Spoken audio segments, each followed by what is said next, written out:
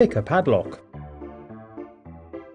And to help you see what's going on, we're going to use this clear transparent padlock.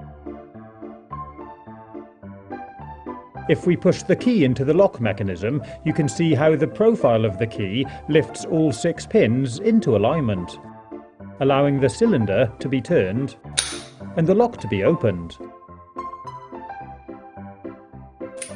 If I show you again from the other side, when I rotate the cylinder, you can see all 6 of the bottom key pins, which need to be raised to exactly the right point to lift the upper pins above the shear point to allow the cylinder to turn. As I remove the key, the springs push the upper pins back into the cylinder and lock it into position, stopping it from turning. To open the padlock without a key, I bought a set of these lock picks. The set comes with a whole host of different picks to try and master, and also a number of these tension tools. These all look very similar, but actually have very slight differences in size or shape.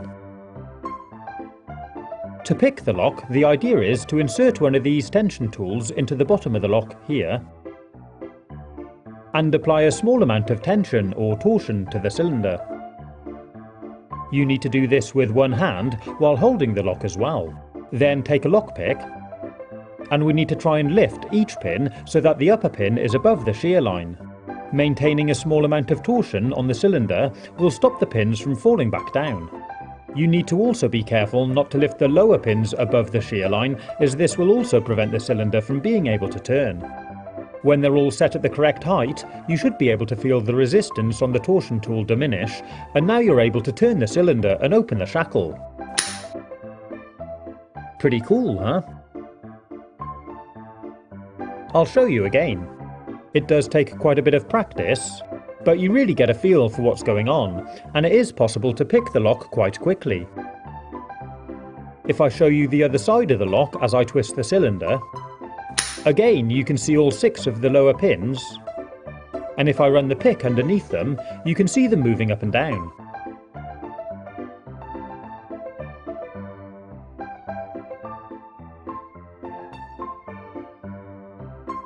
When I line the cylinder back up, the top pins drop back and lock in place. It's a really good, fun puzzle to try and crack. You can try out different picks and see which one works best for you.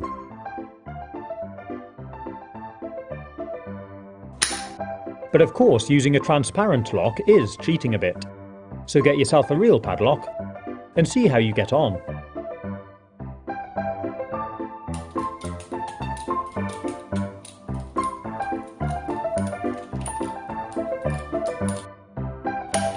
When you do eventually crack it, it's really satisfying.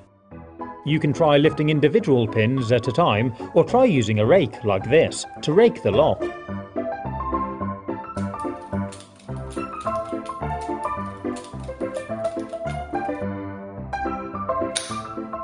I hope you've enjoyed watching this video. If you want to see more of my lock-related videos, you can click on the links, or take a look at my YouTube channel page. And if you want to be notified every time I launch a new video, you need to subscribe to my channel